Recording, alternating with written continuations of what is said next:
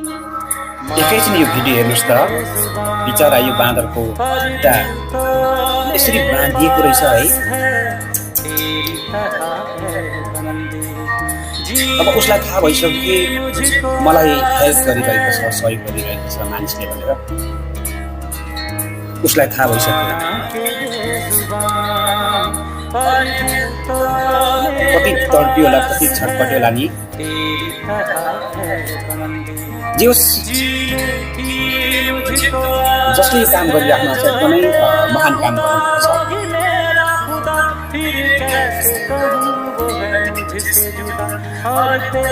पशु होस्, मानिस होस्, जीवित प्राणीहरू एक अर्कामा माया प्रेम हुन्छ भन्ने कुराहरू यहाँबाट पनि बुझिन्छ। किनभने अरू बेला भाग्ने बाँदर त्यति बेला किन चुप्प बसेको छ, मलाई सहयोग गरिरहेछ भनेर उसलाई थाहा पर्छ।